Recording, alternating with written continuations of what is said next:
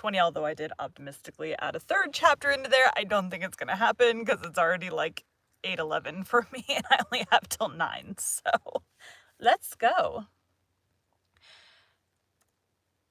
Today we'll be continuing Little Women by Louisa May Alcott. 19. Amy's Will. While these things were happening at home, Amy was having hard times at Aunt March's. She felt her exile deeply, and for the first time in her life, realized how much she was beloved and petted at home. Aunt March never petted anyone. She did not approve of it, but she meant to be kind, for the well-behaved little girl pleased her very much. And Aunt March had a soft place in her old heart for her nephew's children. Though she didn't think proper to confess it, she really did her best to make Amy happy, but dear me, what mistakes she made. Some old people keep young at heart in spite of wrinkles and gray hairs, can sympathize with children's little cares and joys, make them feel at home, and can hide wise lessons under pleasant plays, giving and receiving friendship in the sweetest way. But Aunt March had not this gift, and she worried Amy very much with her rules and orders, her prim ways and long prosy talks.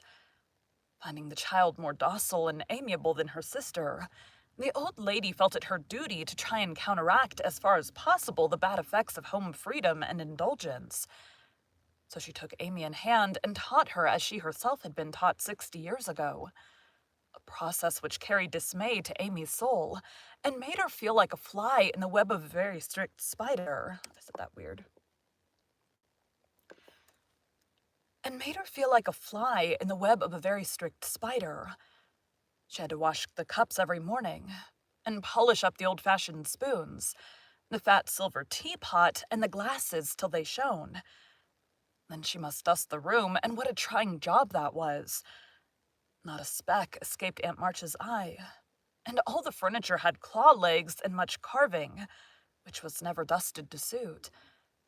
Then Polly must be fed, the lapdog combed, and a dozen trips upstairs and down to get things or deliver orders, for the old lady was very lame and seldom left her big chair. After these tiresome labors, she must do her lessons, which was a daily trial of every virtue she possessed. Then she was allowed 1 hour for exercise or play, and didn't she enjoy it? Laurie came every day and wheedled Aunt March, till Amy was allowed to go out with him, when they walked and rode and had capital times. After dinner she had to read aloud, and sit still while the old lady slept, which she usually did for an hour as she dropped off over the first page. Then patchwork or towels appeared, and Amy sewed with outward meekness and inward rebellion till dusk, when she was allowed to amuse herself as she liked till tea time. The evenings were the worst of all, for Aunt March fell to telling long stories about her youth, which were unutterably dull, that Amy was always ready to go to bed. Nope.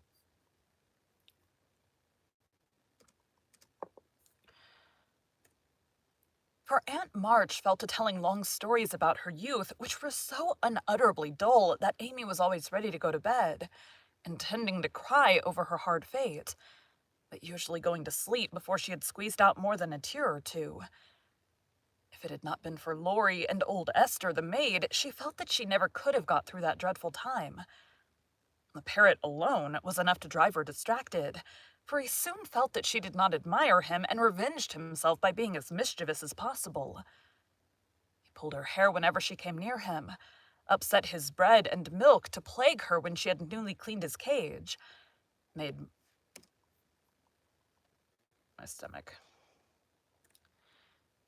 mop bark by pecking at him while Madame dozed, called her names before company, and behaved in all respects like a reprehensible old bird. And she could not endure the dog, a fat, cross beast, whose snarled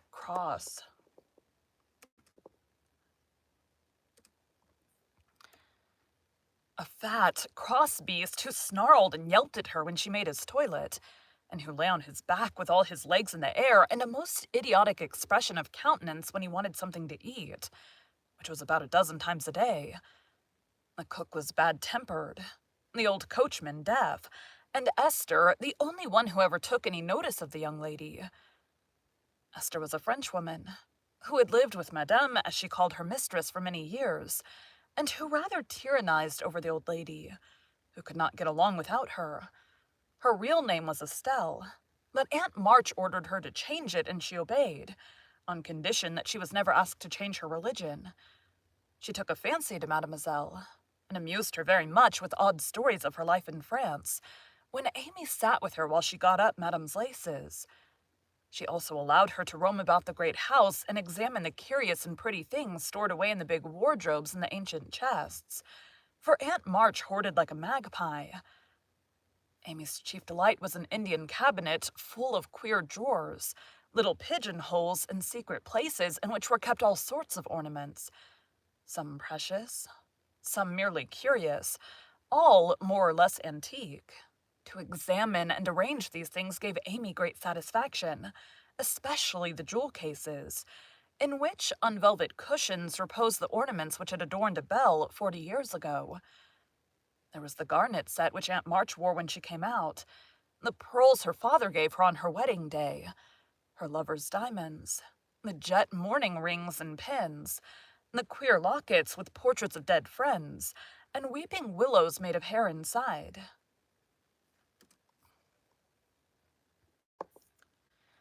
And weeping baby bracelets her one little daughter had worn. Uncle March's big watch with the red seals so many childish hands had played with. And in a box, all by itself, lay Aunt March's wedding ring. Too small now for her fat finger, but put carefully away like the most precious jewel of them all. Esther. "Which would Mademoiselle choose if she had her will?" asked Esther, who always sat near to watch over and lock up the valuables.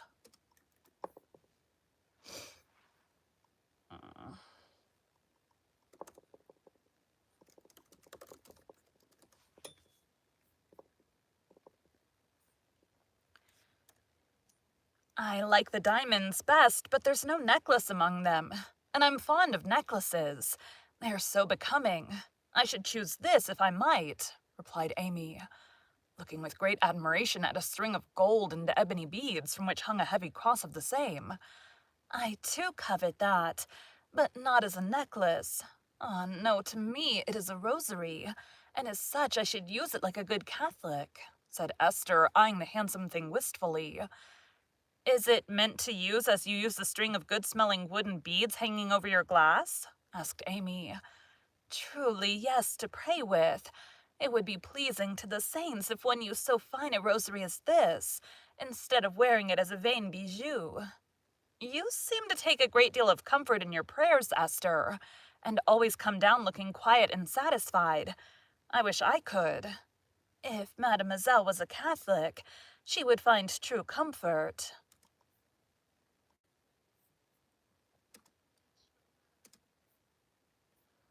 True comfort.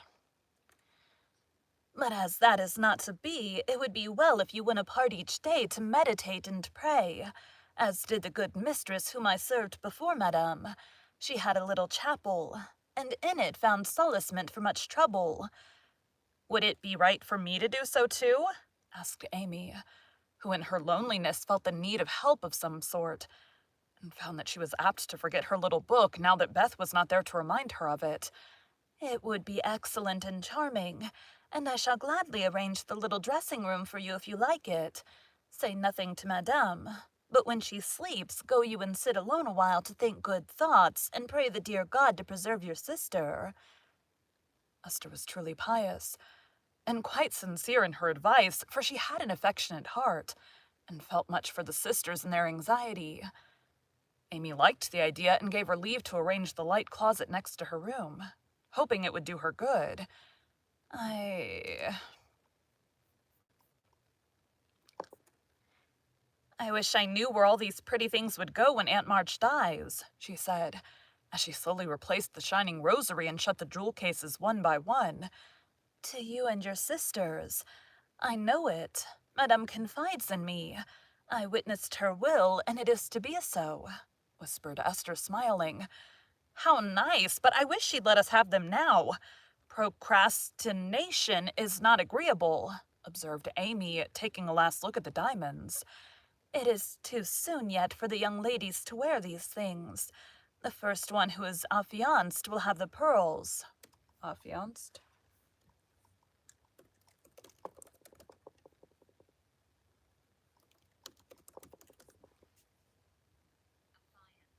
Affiance.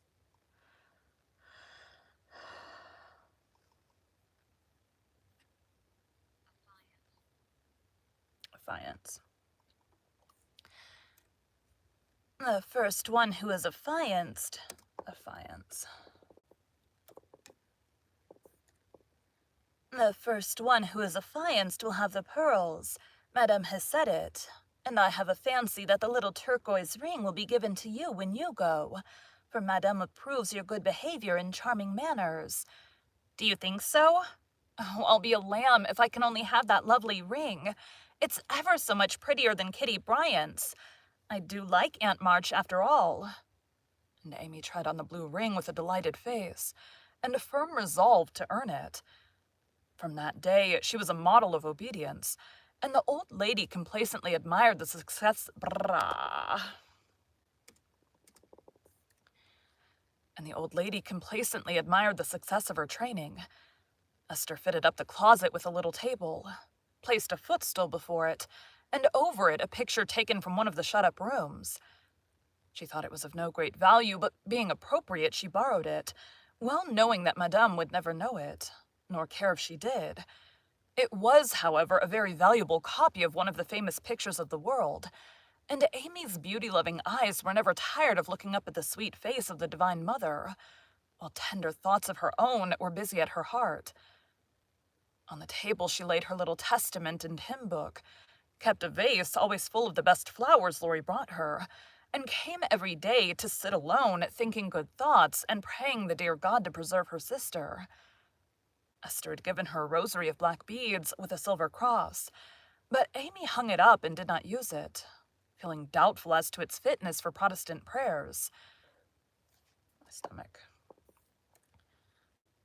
The little girl was very sincere in all this. For being left alone outside the safe home nest, she felt the need of some kind hand to hold by so sorely that she instinctively turned to the strong and tender friend, whose fatherly love most closely surrounds his little children. She missed her mother's help to understand and rule herself, but having been taught where to look, she did her best to find the way, and walk in it confidingly. But Amy was a young pilgrim, and just now her burden seemed very heavy. She tried to forget herself, to keep cheerful and be satisfied with doing right, though no one saw or praised her for it. In her first effort at being very, very good, she decided to make her will as Aunt March had done, so that if she did fall ill and die, her possessions might be justly and generously divided. It cost her a pang even to think of giving up the little treasures which in her eyes were as precious as the old lady's jewels. During one of her play hours, she wrote out the important document as well as she could, with some help from Esther as to certain legal terms. And when the good-natured Frenchwoman had signed her name, Amy felt... And when the good-natured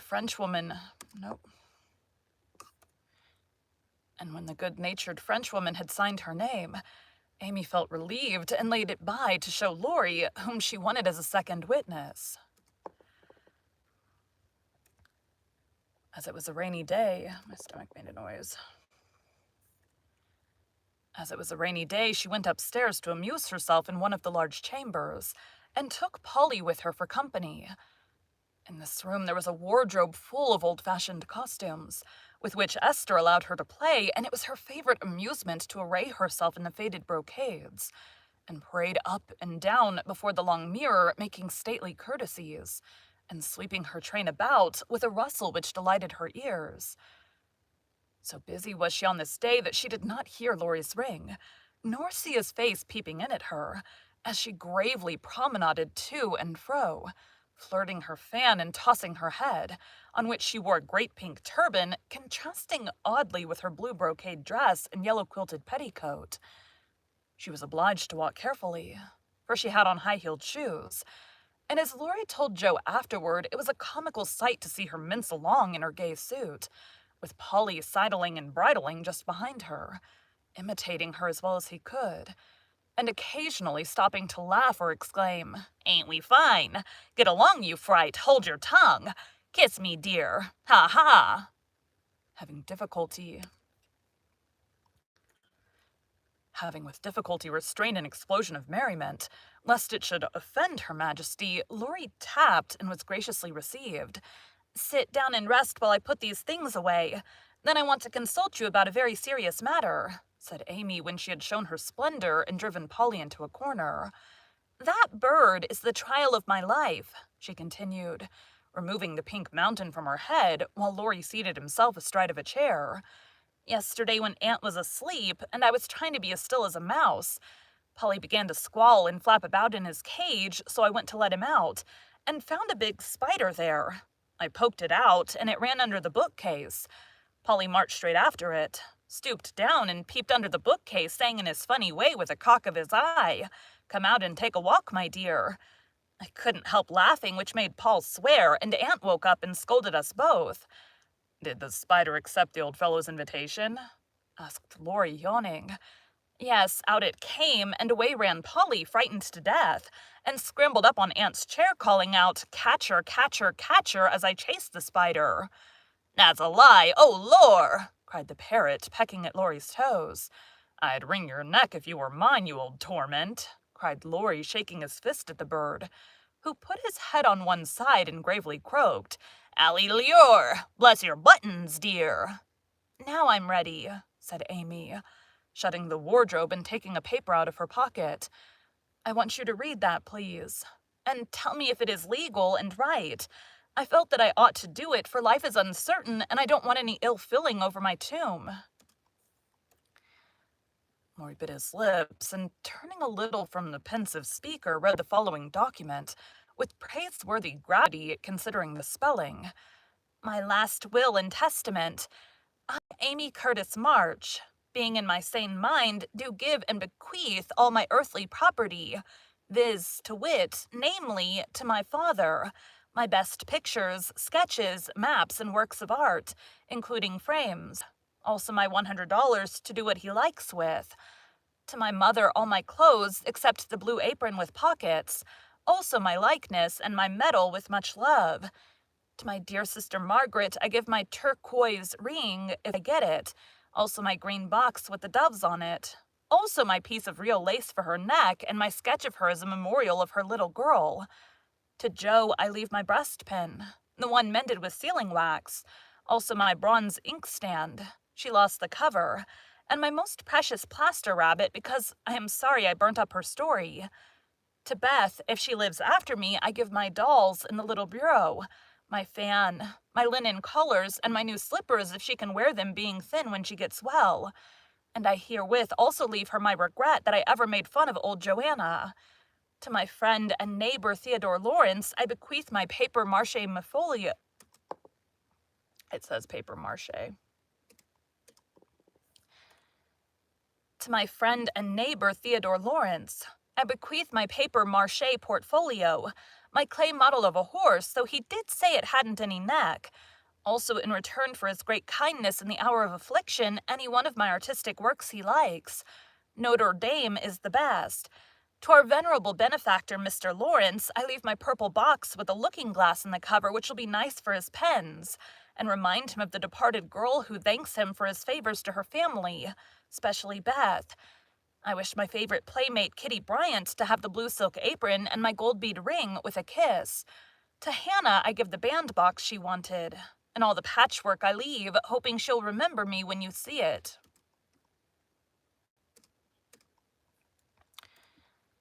And all the patchwork I leave, hoping she'll remember me when it you see. And now having disposed of my most valuable property, I hope all will be satisfied and not blame the dead. I forgive everyone, and trust we may all meet when the trump shall sound. Amen. To this will and testament I set my hand and seal on this 20th day of November. Annie Domino. Domino.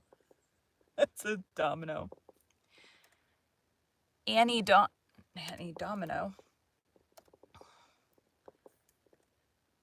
Annie Domino, 1861. Amy Curtis March.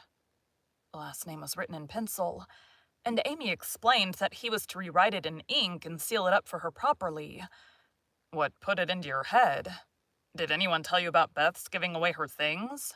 Asked Laurie soberly, and Amy laid a bit of red tape with sealing wax, a taper, and a standish before him. She explained and then asked anxiously, "What about Beth?" "I'm sorry I spoke, but as I did, I'll tell you. She fell so ill one day that she told Joe she wanted to give her piano to Meg, her cats to you, and the poor old doll to Joe, who would love it for her sake. She was sorry she had so little to give, and she left locks of hair to the rest of us and her best love to Grandpa. She never thought of a will." Laurie was signing and sealing as he spoke, and did not look up till a great tear dropped onto the paper.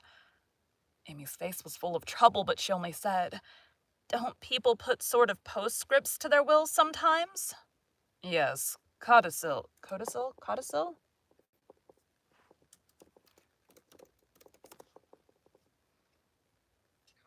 Codicil. "Yes, codicils, they call them." "Put one in mine, then, that I wish all my curls cut off and given round to my friends. I forgot it, but I want it done, though it will spoil my looks." Laurie added it, smiling at Amy's last and greatest sacrifice. Then he amused her for an hour and was much interested in all her trials. But when he came to go, Amy held him back to whisper with trembling lips, "Is there really any danger about Beth?" "I'm afraid there is, but we must hope for the best, so don't cry, dear." And Laurie put his arm about her with a brotherly gesture which was very comforting.